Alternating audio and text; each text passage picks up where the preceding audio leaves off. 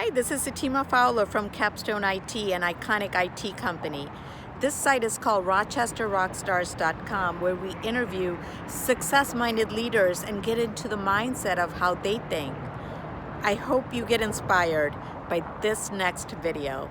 I'm so excited today because I can honestly say probably have not had anybody on my show that runs a $30 billion company market cap. And I am here with Marty Mucci today, CEO and president of Paychex. Marty took over in 2010 and he has grown the company from $10 billion market cap to now $30 billion. So we're so excited. We're going to find out all the juicy details. And as far as you know, like Rochester Rockstars, this is where we inspire other entrepreneurs and see how success-minded people think. So we're here with a very success-minded person. So welcome to the show, Marty. Thank you. It's great to be here. So thank you. I want to know, so we all know who Tom Golisano is. I mean, he's bigger than life type of legendary person. So what was it like taking the culture that Tom has created and then taking over from there? Well, it was a lot of responsibility. You know, Tom made a huge imprint on the community and on this company, obviously building it from basically nothing, from one employee up to about a $10 million market cap over 30 some years, and very impressive in the number of products that he added.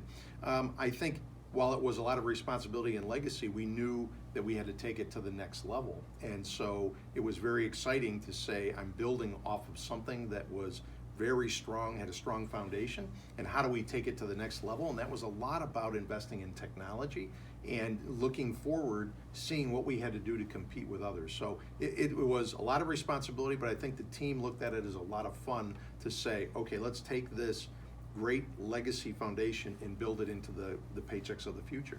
But you must have heard from people, well, Tom wouldn't do it this way. Oh, heard that all the time. I heard it from Tom too.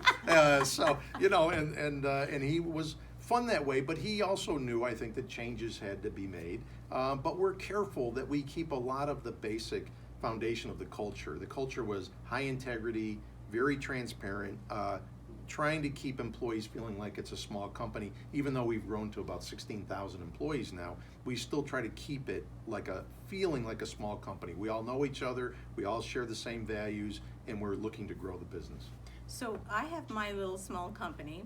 So what does a person who has a $30 billion company wake up in the morning and think they need to get done? Get up early, and you always have a list. About 5:30. Okay. Not super early, but I think 5:30 is pretty early. And I am a list person, so I always have lists of what the things that we want to get done. But also at this size company, I have a tremendous executive team and team of senior managers who you can count on to be doing their job. And mine is to make sure that I have the right team in place and that we're focused on the right things from a strategic standpoint. So it's really, my focus in the morning is, okay, are we meeting the strategy? Have we set a clear strategy that everyone understands what their roles are? And how are we doing as kind of check-in points to that strategy, hitting milestones as we move along the way? For a company of this size and the complication, you got to rely on your team, and we have a great one here. So, when you talk about a leadership team, these are obviously people who are highly functioning people. When there is conflict or disagreements, how do you guys come together? Yeah, they are high functioning and they have strong opinions, which is what you want, and creative ideas. I think it's finding that common ground. If you have a common ground in strategy and goal as to where you're trying to take the company, and you have the right team, which we do, which are focused on the results of the company. We focus on, are the things we're doing good for our clients, our employees, and our owners, our share owners of the business, and they have to be things that will satisfy all three of those. Then I think it works through the differences. Everyone has strong opinions, and I would never want them not to. You want healthy conflict, basically. I always think of it as. But in the end, if you find common ground on your goals, I think it comes together and you can work through the opinions. And by the way, you always recognize and listen to people. If you're listening to their opinion and give them respect for that opinion, I think they're okay kind of moving to the middle. So when you came in, and the fact that it was you've grown the company tremendously, How, when you came up with new ideas, like, was execution of those ideas, getting the buy-in for those ideas, like a tedious process? No, well, I think to a certain degree it is, but I think that when you set clear goals, everyone knows that the ideas you're coming up with and the milestones to get there are really important, that you all work together to do that. So, like for us, it was a lot about technology. Paychex has always been a personal service business, very much tied to on the phone conversations or people conversations, and the people make all the difference. But we knew that technology had to be investment, so we brought in a new head of technology. We made a big investment, have continued to make big investments in innovation and focused on growth through innovation. Our mobility app today, a great number of our clients and their employees use our mobility app to get their pay stubs, sign up for a 401k retirement plan, get their W-2s. It's all about, did you see where we're going? It's a technology focused company now that is driving service through tech, and that makes it very important that once you're all on the same goal, then people kind of work through it. But that's been our big innovation in the last 10 years, is constant technology increases through time and attendance, retirement, but everything being mobile and thinking about how does the client want to be served today and their employees. It's really, they want to do things the way they want to do them, how they want to do it at that time. So mobile is the perfect way to do that. And would you say that investing in that technology is what has paid off and has led to your success? Yeah, absolutely. The investments in technology have made a huge difference. Now it's changed the way we market, the way we sell. Today, people don't wait necessarily for a field or sales rep to come visit them. Some do, and we certainly satisfy that. But today, people want to go online, search your company, look at your product, demo your product, and even sometimes buy online without talking to anyone. You can do that today, and that's going to be the way of the future. So service is critical, but paying attention to where and how service is delivered is really critical. Meaning, my service in the past was, I called the payroll specialist, I gave them my payroll numbers or my HR, my 401k numbers, and they took care of things for me. Today, clients and their employees want to do it themselves on their phone when they're ready, whether that's first thing in the morning, 11 at night, on Thanksgiving, they want to do it, and we have to make that available to them. So those are the changes, that innovation and constantly new products and making it simple for clients and their employees has been critical to our success. And good for you guys for predicting that. Like, I see my daughter, she will not pick up the phone to talk to anybody. She wants to do it all. Yep. And some of it is so efficient. I'm like, you got that done already? Yes. And she's like, yeah, I didn't need to talk to anybody. Yes. You reduce the paper. It's good for us as a business, but it's good for the client and it's good for their employees. That's the way people want to do it, right? They don't want to necessarily pick up a phone, call someone, or set up an appointment and meet someone. A generation today wants to do things online and have it immediately done and see that they have done it. Now, on the other hand, we still always have someone, live person available to talk to you 7 by 24 by 365 here at Paychex, and we're the only company in our space that does that. You can always reach a live person, but today when you ask a question on the payroll or retirement app, 50 to 60% of the answers are given by a chatbot, an automated answer today, and that works for clients. But if you ever need a live person, you can always get to them. Yeah, that personal service, people still want that. It is. It is. But the definition of service has changed, right? So you got to be able to do it on mobile. You got to be able to do it live. You got to be able to do it on their desktop. However they want it, we'll be ready to serve them. Yeah, I mean, we have an IT business, so 80% of what we do is behind the scenes, and we can do it from remotely. But that 10-20%, people want to know that when they call, they want a live person to talk to, and they want somebody on site to come give them advice and all that. So that personal touch is, you can't take that away. That has to be there. So with growth, it's all fueled, the back end, by people and the culture. It is. So talk to me about, you have your office, this beautiful office here in Penfield, but Paychex is now nationwide. Yeah. So how do you bring all these employees into your culture and marching to the same drum?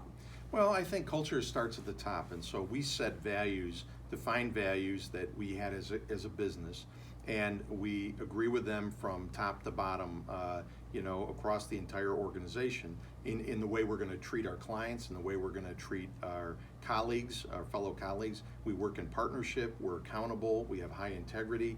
That's the things that we all say, these are the set values that we believe in and we support.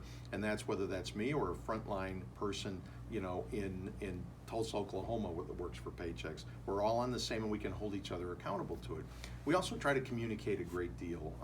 So as we were talking earlier, we do quarterly calls where we talk about how the company is doing, what our results are, what we're trying to do next. We hold annual meetings and sometimes twice a year meetings, employee meetings where we get people together. We celebrate success, and you have to always recognize and celebrate the success of our people because they do make the difference. But you always talk to them about where we're going as a company. It's very important, I think, that our employees have a buy-in and understand where we're going as a company so that they can be part of it. And you also just, in small things, small recognition, whether it's picking up the phone to congratulate and thank a 30-year employee, or running into someone in the cafeteria and appreciating what they do. It's important that you have the right team of people and leaders, and you communicate a lot. You communicate recognition, you communicate where you're going as a company, and you communicate when we miss something too. People have to feel like you're always being honest, and we don't hit on every goal, and if we miss, we talk about that too, and then how we're going to recover. Yeah. Sometimes you have to balance, like, okay, can people really handle all the bad news? But Yeah. I think when you're raw and vulnerable like that, Yes. you get more loyalty. I agree. As long as you're not blaming, right? You're recognizing, hey, everybody's going to miss some goals, but what are you going to do about it? So the first is showing that you recognize you missed it, and second is, okay, here's the plan to get back there. And that way you're showing that if the leadership is honest and transparent in that way, that we expect every employee to be that way, and that opens up great channels of communication for them to say, hey, I'm on the front line and here's something I think we could do better for our clients, and therefore, and then act on that. We do visits to our branches, our sales offices, and when we go around and talk to people individually at a cube and you ask them, how can we do things better? You got to take that in, you got to listen to them, and then you got to act on it. Even if you can't do it, you get back to them and say, I can't do that right now, change the product or something, but I'll do it in the future. That builds great rapport and trust that someone listened to them, respected them, and and then you'll get there moving forward. That's awesome. I wish you continued success. Thank you. And you're such a nice person too. when I met you, I was like, wow, you wouldn't, if I had known what you do for your day job, you're such a Well, good. It's a kind, nice wonderful person. job, and it's a great company. Well, so. thank you, and thank you for sharing with us your insights. Do you have any last words of advice for other entrepreneurs out there who might be struggling? I was like, okay, I can't meet payroll, my employees are quitting. What would you say to somebody like that who is trying to kind of get into a better place? I think entrepreneurs it's such a critical skill set to be able to have a creative idea and put it into motion. I think it's having the right people around you, whether it's mentors, your own team, but I think it's always important to know your business well, you work hard, which all do, and be open to change and other ideas, and gain as much of, most entrepreneurs are very much learning people, and I think the more you can learn about everything around you, whether it's your customers, your prospects, your fellow colleagues, that's really important, to be a learning person and always be open, because that will make you successful, because things are changing so rapidly. You got to be always listening to everybody around you, and I think you certainly know that in your business, because things change and it makes you successful. Yeah, you can't be left behind, No. and you got to No. keep an open mind. I agree. And change is not always easy for No. people, but I think there is ways you can go about it Right. that is less risky. Right. Yeah, you make them part of it, right? They have to be part of the change as much as possible, so that, and they have to see what you're trying to get to. What's the goal you're trying to get to? You don't want to just tell someone you're changing for change's sake. We're changing because there's going to be more opportunity for you. When we were growing Paychex, and continue to do so, but when we say, hey, we're trying to get from $2 billion to $3 billion in revenue, at first people said, well, is it just about the money? No, it's about, what does the company look like at $3 billion in revenue? More opportunities for you, more products and better service for our clients, and a better investment for those who invest in the company. So if you put it in those terms, now they know why you're trying to get to that goal, and then change comes a little bit easier. Nicely put. Thank you so much. All right, you're welcome. And thank you guys for listening. If you got inspired by this and you want to look at other videos, you can go to www.rochesterrockstars.com. And if you want to get interviewed for a future episode, go ahead and fill out the form, and I hope to meet you soon.